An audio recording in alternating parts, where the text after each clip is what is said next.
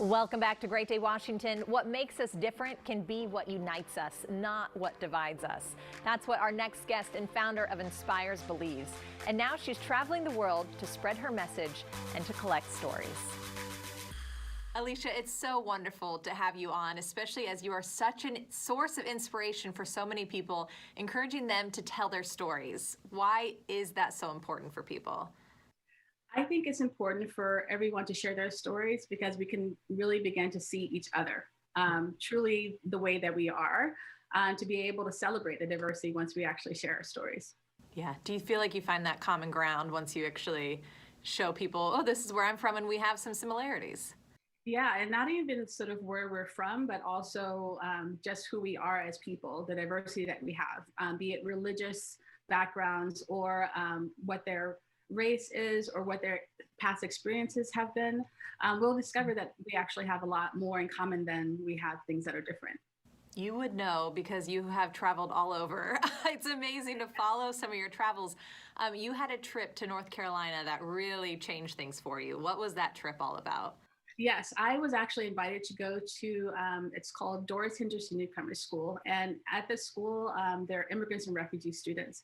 What the students actually taught me, they taught me that regardless of where you're from, what your language is, what your diversity or background is, you can still come together to support each other. And they inspired me to actually publish my book, Welcome. Wow. It's so needed in this time, especially when I think back on the last 2 years, like what you're talking about is so necessary. It also led you to India, right? Like your travels, Yeah. it's been all over. Yes, and so I was also invited to go to India because, of course, Oh. I have a passion to inspire girls worldwide. I have 4 daughters, but with this trip, I was able to go and to really speak to the girls there at the school in a rural area and right outside of New Delhi, and to basically, speak positivity into them and let them know that they could be able to believe in whatever they wanted to be for their future. And I was so inspired by them to see that they actually really believed in themselves, regardless of their circumstances, surroundings. And of course, this story is the same in so many areas around the world. There's so many girls that are not valued. Right. I don't think we think about how fortunate we are here until you hear and compare other stories.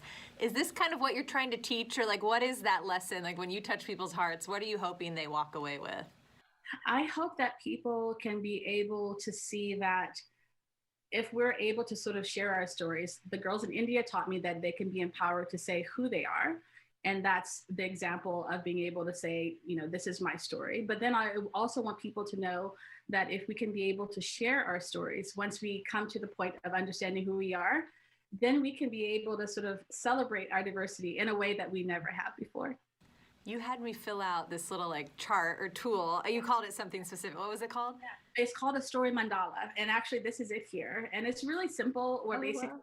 you put your name inside of here, and then you write 8 attributes that you decide who you are or who you want to project as for you are. And I tell people that your story is your past, things that you've sort of have come through. It's your present, and then also who you aspire to be. Because this is of course available, and it's something that anyone can do, from pre-K students that I've done it with to elderly. And so everyone has a story. And you can actually share your story. Just go to whatinspiresus.com.